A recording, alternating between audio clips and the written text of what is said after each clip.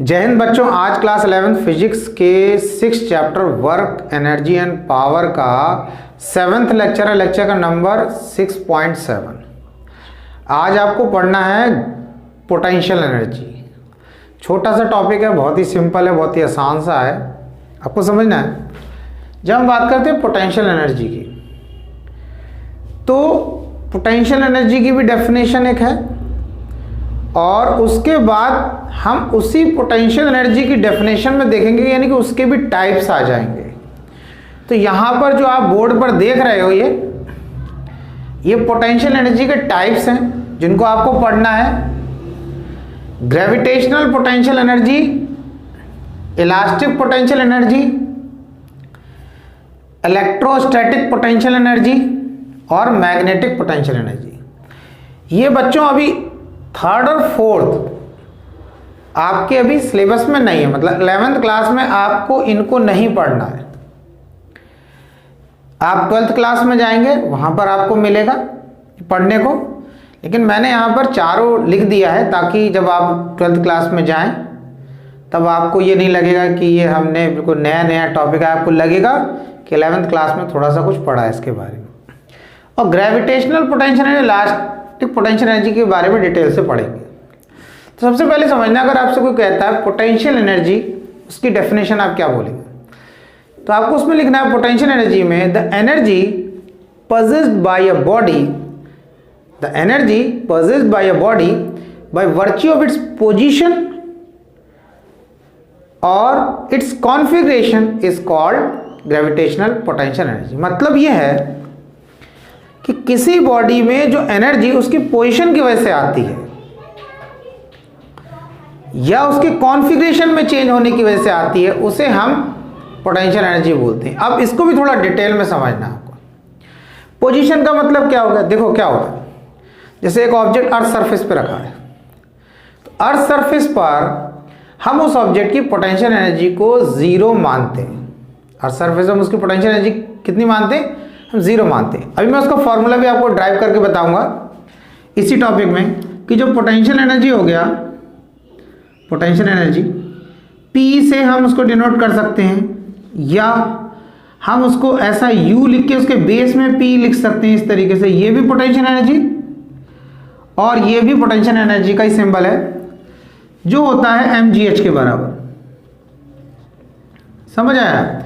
m object का mass है, g acceleration due to gravity है, और h अर्थ सरफेस से कितना हाइट पे हमने उस ऑब्जेक्ट को रखा है, वो हाइट है। तो अगर किसी ऑब्जेक्ट को आपने अर्थ सरफेस पे रखा है, तो इस फॉर्मूले के अकॉर्डिंग उसकी जो ग्रेविटेशनल पोटेंशियल एनर्जी होगी वो जीरो होगी। तो हमने कहा पोजीशन की वजह से जो ऑब्जेक्ट में एनर्जी आती है या उसके कॉन्फ़िगरेशन, तो पोजीशन की वजह से इसको समझना है। तो जो ऑब्जेक्ट में उसकी पोजीशन की वजह से एनर्जी आती है उसी को हम बोलते हैं ग्रेविटेशनल पोटेंशियल एनर्जी। अब इसमें कंफ्यूज मत हो जाना, क्योंकि अभी तो हम तो पोटेंशियल एनर्जी की डेफिनेशन बोल रहे थे। पोटेंशियल एनर्जी की डेफिनेशन में दो चीज की डेफिनेशन मिली हुई है, यानी कि ग्रेविटेशनल पोटेंशियल एनर्जी और इलास्टिक पोटेंशियल एनर्जी, है तो इसी का टाइप ही। तो आपको समझना, वो कह रहे हैं पोटेंशियल एनर्जी क्या है? किसी भी बॉडी में उसकी, अगर आपसे इसकी बात कर रहे हैं तो इसकी जब बात करेगा तो अभी अब इन दोनों की, यानी इसका और इसका थोड़ा सा पार्ट उसमें ऐड कर देंगे। क्या? तो पहली चीज मैंने क्या बताया कि आप इनको पहले समझ लो, इन दो को आप पहले समझ लेंगे, फिर आपको दोबारा से हम इसकी डेफिनेशन समझा देंगे। पहली चीज है ग्रेविटेशनल पोटेंशियल एनर्जी। क्या होती है? किसी भी ऑब्जेक्ट में हाइट की वजह से जो एनर्जी आती है उसको हम ग्रेविटेशनल पोटेंशियल एनर्जी बोलते हैं। अब जैसे मैंने बताया भी कि अर्थ सरफेस पे ऑब्जेक्ट रखा हुआ है, मास होगा, ग्रेविटी लग रही होगी, पर हाइट नहीं होगी। अर्थ सरफेस पे रखा, हर ऑब्जेक्ट की हाइट हम अर्थ सरफेस से तो मेजर करेंगे, ऑब्जेक्ट ही अर्थ सरफेस पे रखा है, तो उसकी पोटेंशियल एनर्जी हुई जीरो। अब हमने उसे उठा के कुछ हाइट पे रख दिया, या हम कुछ हाइट पे लेके से हाथ में पकड़ रखा है, तो हम बोलेंगे अब इसमें पोटेंशियल एनर्जी आ गई। तो जब हम बोलेंगे इसमें पोटेंशियल एनर्जी आ गई तो कितनी होगी? mgh। अर्थ सरफेस से जितनी हाइट तक हमने उस ऑब्जेक्ट को ले गए, उस हाइट से मल्टीप्लाई कर दो, पोटेंशियल एनर्जी आ गई। तो इस पोटेंशियल एनर्जी को हमने क्या बोला? Gravitational potential energy, the energy possessed by body by virtue of its position, और लिख सकते हो आप ब्रैकेट में करके height above the earth surface is called gravitational potential energy. उसके बाद आता है elastic potential energy. Elastic potential energy में क्या होता है, जैसे स्प्रिंग है, स्प्रिंग को हमने अर्थ सरफेस पर रखा है, उसकी इलास्टिक पोटेंशियल एनर्जी जीरो, हमने उसको कुछ हाइट पे रख दिया, तब भी हम उसकी इलास्टिक पोटेंशियल एनर्जी की बात करेंगे तो जीरो ही बताएंगे, क्योंकि हम ग्रेविटेशनल पोटेंशियल एनर्जी की बात नहीं कर रहे। अब हम इलास्टिक पोटेंशियल, अब इलास्टिक पोटेंशियल एनर्जी क्या है, या तो आप स्प्रिंग को दबा दो, कंप्रेस कर दो, या उसको खींच लो, समझ में आया, स्ट्रेच कर दो। तो उसके कंप्रेस करने या खींचने पर, स्ट्रेच करने पर जो उसमें एनर्जी आएगी वो हमारी क्या कहलाएगी, इलास्टिक पोटेंशियल एनर्जी।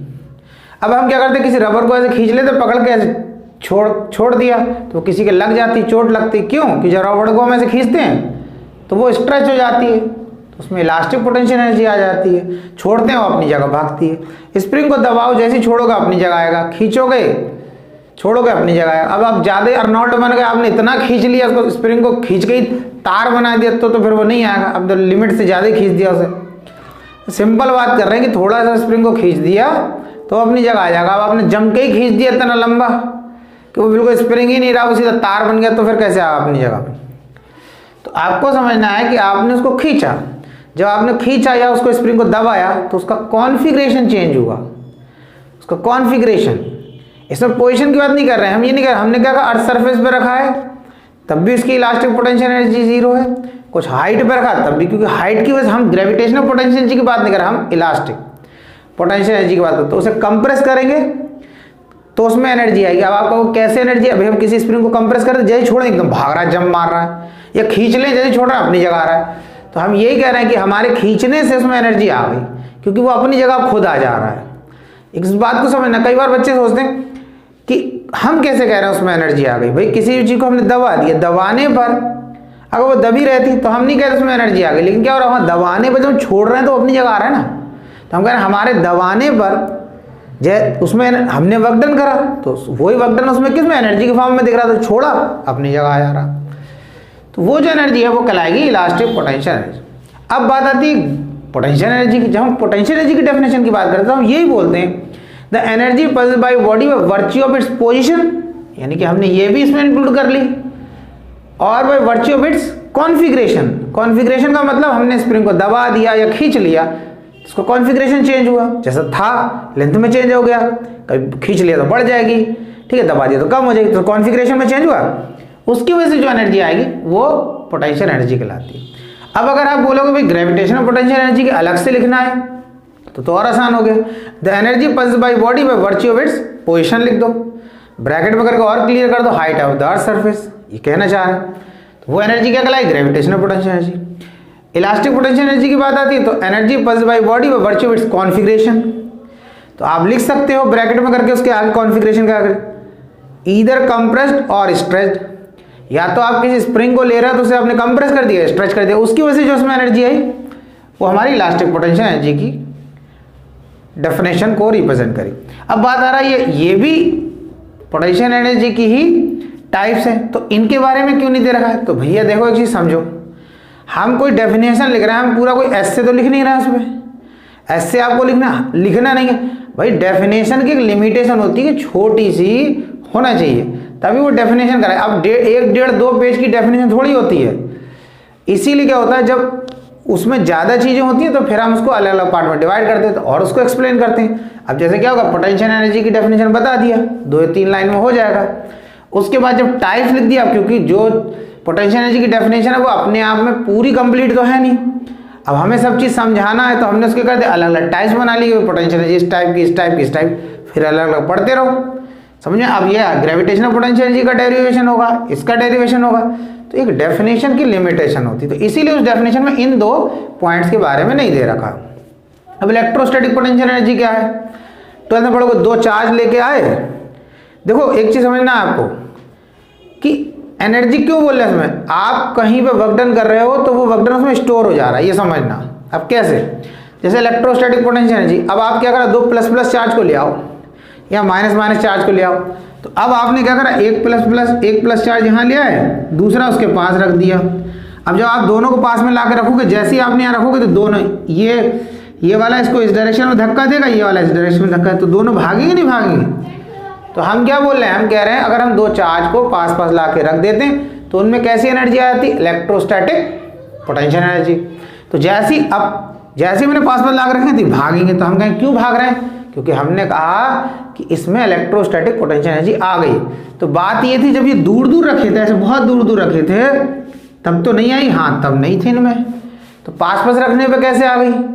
तो ये हम कहेंगे कि जो हमने वर्क डन करा वही वर्क डन इन चार्ज में किस फॉर्म में दिख रहा है, इलेक्ट्रोस्टैटिक पोटेंशियल एनर्जी के फॉर्म में, क्योंकि दूर रखे थे तो उनकी पोटेंशियल एनर्जी जीरो थी, यानी कि इलेक्ट्रोस्टैटिक पोटेंशियल एनर्जी। जब तुमने पास में रखा तो तुमने करा वर्क डन, और जब तुमने करा वर्क डन तो वो उसमें एनर्जी के फॉर्म में स्टोर हो गया। तो कैसे स्टोर दिखेगा, ऐसे दिखेगा कि भागेगा। कई बार बच्चे से कहते हैं कि हमने कोई वर्क डन करा वो उसमें स्टोर हो गया, तो कहता है स्टोर है तो दिखाओ। देखो ऐसा है, जैसे अभी ये पेन है हमारा, अब पेन अर्थ सरफेस पे रखा है, तो हम क्या बोलेंगे, इसकी potential energy, gravitational potential energy zero है। अब हमने थोड़ा कुछ हाइट पे ले गए, अब हमने कहा इसमें पोटेंशियल एनर्जी आ गई, तो कोई कहा दिखाओ पोटेंशियल एनर्जी कहाँ है, तो अब हम पेन से खोल के क्या दिखाएंगे, इसमें कहाँ है एनर्जी, इसमें जैसा ये इतनी हाइट पे लग रहा है ऐसे ही ज़मीन पे लग रहा था, इसमें तो कोई चेंज आया नहीं। तो हम उससे कहेंगे कि देख बेटा, इसको जब नीचे रखा तो उसकी पोटेंशियल जीरो थी, जब हम इसे ऊपर लेके आए तो हमने करा वर्क डन। अब हम कह रहे हैं कि अब इस पर पोटेंशियल एनर्जी आ गई, वो कहेगा दिखाओ, तो हम कहेंगे छोड़ा। जैसे हम इसे छोड़ेंगे नीचे भागेगा, तो हम कहेंगे देख नीचे से ऊपर ले आने के लिए तो हमने वर्क डन किया, ऊपर से नीचे ले आने के लिए हमें वर्क डन नहीं करना, ये खुद आएगा। तो कोई भी अगर खुद काम कर रहा है तो कैसे करेगा, उसमें कोई तो एनर्जी होगी, बिना एनर्जी के तो कोई काम होगा नहीं। समझ में आ रहा है ना, हम क्या बोलते हैं, एनर्जी की डेफिनेशन है कैपेसिटी ऑफ डूइंग वर्क। जिसमें कुछ करने की कैपेसिटी हो तो हम बोलेंगे उसमें एनर्जी है। अब नीचे था तो ये कहीं नहीं जा रहा, लेकिन जब हम इसे ऊपर ले आए तो हमने क्या किया, वर्क डन इस पे, तो वर्क डन हो गया इसमें स्टोर। अब वो कैसे दिख रहा है, हम जैसे छोड़ रहे हैं खुद नीचे जा रहा है। तो ये इस तरीके से हम बता सकते हैं, ठीक है। तो ये होगा हमारा इलेक्ट्रोस्टैटिक पोटेंशियल एनर्जी। ऐसी क्या magnetic potential energy, magnetic potential energy में हम क्या करें, एक नॉर्थ पोल लिया, दूसरा नॉर्थ पोल ले लिया। देखो ये समझाने के लिए है, क्योंकि सिंगल नॉर्थ पोल कभी बेटा एग्जिस्ट नहीं कर सकता। अब एक मैग्नेट को तोड़ के फोड़ के चूरा करके पाउडर करके क्रिस्टल करके कुछ भी कर दो, कोई नमक के जैसा कर दो, मगर उसमें मिलेंगे आपको दो ही पोल। लेकिन एक समझाने के लिए हम बता रहे हैं कि मान लिया हमें दो पोल मिल गए, नॉर्थ या साउथ। दूर दूर है, वो एक दूसरे को धक्का नहीं दे रहे हैं, हमने उन्हें पास रख दिया। जैसे ही पास रखा, इसमें बिल्कुल इसी तरीके से होगा जैसे चार्ज में हो रहा है। चार्ज में तो पॉजिटिव सिंगल नेगेटिव होता है, ठीक है, लेकिन मैग्नेट में नहीं, मैग्नेट में हमेशा पेयर में, एक मैग्नेट को भी तोड़ के देखना तो फिर दो पोल बन जाएंगे। ऐसा नहीं कि तोड़ लिया तो नॉर्थ अलग कर लोगे साउथ अलग, ऐसा कभी हो ही नहीं सकता। तो अगर हम दो नॉर्थ पोल को पास लाएं, जैसे ही रखेंगे छोड़ेंगे तो भागेंगे, तो हम क्या बोलेंगे कि देखो जब दूर थे तो उसमें मैग्नेटिक पोटेंशियल जीरो थी, जब पास ला के रखा तो उनमें मैग्नेटिक पोटेंशियल एनर्जी आ गई, और रखने पर ये एक दूसरे को धक्का दे रहे हैं और ये भाग रहे हैं। अगर वैसे भी समझ लो, अगर मैग्नेट भी ले लोगे आप, अब ऐसे समझ लो मैग्नेट भी ले लो, चलो हम ऐसे मान ले रहे हैं, ये नॉर्थ है साउथ, ये नॉर्थ है साउथ, तो क्या अगर दूर दूर रखे तो कुछ नहीं, जैसे हम मैग्नेट को पास रखेंगे छोड़ेंगे तो धक्का मारेंगे। तो हम क्या बोलेंगे कि भाई इनमें क्या आ गई, मैग्नेटिक पोटेंशियल एनर्जी आ गई। तो ये चार टाइप की एनर्जी थी, gravitational potential energy, elastic potential energy, electrostatic potential energy और मैग्नेटिक पोटेंशियल एनर्जी। इसमें मैग्नेटिक इलेक्ट्रोस्टैटिक पोटेंशियल एनर्जी के बारे में बताया, 12th में पढ़ेंगे, बहुत सारे डेरिवेशंस हैं। और मैग्नेटिक पोटेंशियल एनर्जी के और एनर्जी डेंसिटी इस टाइप के उसमें भी डेरिवेशन है, तो इसको आपको नहीं पढ़ना, इसलिए मैंने दो पे टिक लगा रखा है। ये ग्रेविटेशनल पोटेंशियल एनर्जी और इलास्टिक पोटेंशियल एनर्जी आपका 12th में नहीं है, इसको आपको 11th में ही पढ़ना है। और ये दो पॉइंट 12th के, यानी कि इसको हम बोल सकते हैं यहाँ पर ये हमारे दोनों, ये हमारे 11th के हो गए पॉइंट्स और ये हमारे 12th क्लास के लिए हो गए। बात समझ में आया, ये ठीक। अब मैं आपको एक बात बता दूँ, ग्रेविटेशनल पोटेंशियल एनर्जी का ये फॉर्मूला होता है, ये कैसे आया, बस इसको आप समझ लें, नोट कर लें, कर लिया, ठीक। देखो ग्रेविटेशनल पोटेंशियल एनर्जी का एक्सप्रेशन mgh कैसे ड्राइव करते हैं उसको समझना है। देखो सब चीज़ें बहुत आसान है, आपको उसको समझना है। देखो रट्टा नहीं मानना है, रट्टा तो बर्बाद कर दे, कितना रट लेंगे, रट पाएंगे नहीं ज़्यादा, फिर भूल जाएंगे। अब इसमें क्या है, जैसे मान लिया कोई ऑब्जेक्ट रखा है, ये ऑब्जेक्ट हमारा अर्थ सरफेस पे रखा है, ठीक है। अब इसका वेट लग रहा है नीचे की तरफ, mg जो है इसका वेट है, वो तो वेट तो हमेशा नीचे की तरफ लगेगा। अब हमें क्या करना है, इसको ऊपर ले जाना, तो हमने इस पर लगाया एक फोर्स, ये लगाया फोर्स लगा के ऊपर ले गए ये। तो ये जो ऑब्जेक्ट था इसको हमने यहाँ से यहाँ पहुँचा दिया। अब डिस्टेंस कितना ले लिया, इस पोजीशन से इस पोजीशन के बीच का डिस्टेंस ले लिया h, अब कई बार बच्चों को लगता है यार ये हाइट लेना तो अर्थ सरफेस से चाहिए था, ले रहे हैं यहाँ से। तो देखो बच्चों, अधिकतर क्या होता है, जो ऑब्जेक्ट रखा होता है उसके सेंटर से ही हम हाइट लेते हैं। अगर ये यहाँ से यानी कि ए पोजीशन से बी पोजीशन पर पहुँचता है तो हमने देखो यहाँ पर इसके सेंटर से डिस्टेंस लिया, इधर से हाइट मेजर कर रहे हैं और इसके सेंटर से ही यहाँ पे ले रहे हैं। तो आपको हमेशा ध्यान रखना है सेंटर टू सेंटर ही लेते हैं हम डिस्टेंस, किसी ऑब्जेक्ट आपको यहाँ नहीं अर्थ सरफेस से नहीं लेना, आपको इसके सेंटर से लेना। बात समझ में आ रहा है? तो क्या हो रहा है, एक ऑब्जेक्ट को ए से बी तक ले गए और हाइट कितनी है h। अब आपने वर्क डन करा ना, ए से बी तक ले गए तो आपने कितना वर्क डन करा, वर्क डन का फॉर्मूला हो गया फोर्स इंटू डिस्प्लेसमेंट, ये होता है। तो वर्क डन लिखा, अब फोर्स की जगह ये फोर्स लगाया आपने ऊपर की तरफ, वो लिख दिया फोर्स, और डिस्प्लेसमेंट कितना करा, ए से बी तक का डिस्प्लेसमेंट कितना है h हो गया। अब हमने फोर्स लगाया कितना, तो हम कह रहे हैं जितना ही ऑब्जेक्ट का वेट है उतना ही फोर्स लगाएंगे। अब आपको लग रहा होगा कि अगर ऑब्जेक्ट 10 न्यूटन का है तो अगर हम 10 ही न्यूटन का फोर्स लगाएंगे तो ऊपर तो जा नहीं पाएगा। बात बिल्कुल सही है भाई, वो दोनों फोर्स बराबर हो जाएंगे। अगर मान लो मैं इसको सॉल्व करके, या मान लो जी की वैल्यू 10 हो गई और मास जो है वो 1 kg है, जी की 10 ले लिया मैंने और मास 1 kg है, तो 10 × 1 ये तो 10 ही हो गया। तो क्या मैं 10 न्यूटन का फोर्स लगा के इसे ऊपर ले जा सकता हूँ? लगेगा कैसे कैसे ले जाएंगे ऊपर, 10 न्यूटन का नीचे लग रहा है। तो देखो उसमें क्या है, हम अगर ऊपर ले जाने के लिए मैं 10.0000000000 ऐसे करके 1 न्यूटन इतना लगा दूं, अब तो चला जाएगा ऊपर भाई। अब ये इससे ज़्यादा हो गया, ये वाला है 10.000000, इसके बाद 1 तो आ गया, तो ये वैल्यू इससे ज़्यादा होगी। लेकिन अब बताओ इसको आप क्या लिखोगे, इसको आप 10 ही तो लिखोगे, राउंड अप करके 10। तो मैं ये बोल सकता हूँ जितना बॉडी का वेट है अगर इतना ही लगभग फोर्स लगा दे तो ऊपर चला जाएगा, लगाएंगे तो थोड़ा सा ज़्यादा, राउंड अप करके उतना ही मान लेंगे।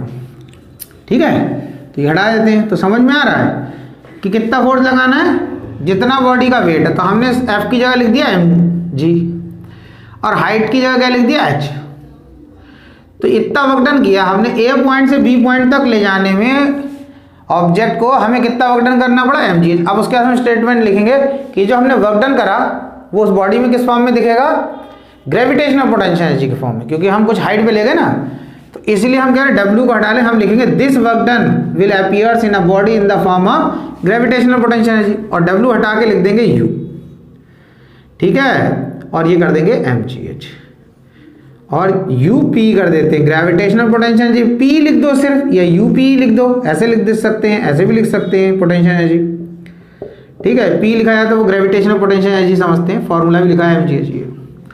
तो ये हमारा ग्रेविटेशनल पोटेंशियल एनर्जी का एक्सप्रेशन आ गया। समझ आया? देखो बच्चों, कोई भी टॉपिक में अगर आपको कोई भी दिक्कत है, आप बिल्कुल फ्रैंकली कमेंट बॉक्स में मुझे कमेंट करके बताएं, मैं उस पर एक लेक्चर बना दूंगा। टेंशन लेने की ज़रूरत नहीं है। और अगर आपको लेक्चर अच्छा लगता है तो आप चैनल को सब्सक्राइब करें, लाइक करें, शेयर करें। हम एफर्ट करते हैं, आप हमें फीडबैक ज़रूर दें। अगर आपको नहीं अच्छा लगता है, आपको लगता है कोई फ़ायदा नहीं हो रहा, तो कोई बात नहीं है। ठीक है, तो बैकअप अपना जरूर दें, वो हमारे लिए बहुत इंपॉर्टेंट होता है कि हमें पता चलता है कि हम जो बच्चों के लिए एफर्ट कर रहे हैं वो हमारा पॉजिटिव डायरेक्शन में जा रहा है या नहीं जा रहा है। ठीक है, आपका फीडबैक हमारे लिए बहुत इंपॉर्टेंट है, क्योंकि क्या होता है जब हम लोग लेक्चर बना रहे होते तो आप लोग तो उस समय होते नहीं भाई, हमने तो कोई लेक्चर बनाया उसे अपलोड कर दिया। अब आप लोगों को क्या प्रॉब्लम आ रही वो तो आप कमेंट बॉक्स में ही हमें कमेंट करके बता सकते हैं। जब हम क्लास में पढ़ाते हैं सारे बच्चे सामने होते हैं, उसी समय किसी को कोई डाउट होता है सारे बच्चे पूछते ही हैं। हम तो पढ़ाते भाई एक लाइन जैसी लिखवाया, बच्चों तुरंत बताओ, समझ आया, पूछ लिया, हो जाता है। लेकिन क्या होता है जब ये वीडियो पढ़े होते तो ऐसा नहीं होता, तो इसलिए कोई दिक्कत नहीं। आपको कोई भी दिक्कत है आप कमेंट बॉक्स में कमेंट करके बताएं। कोशिश करते रहें, टेंशन बिल्कुल ना लें। कोशिश करने वालों की हार नहीं होती, मेहनत कभी बेकार नहीं होती। पढ़ते रहें, आगे बढ़ते रहें।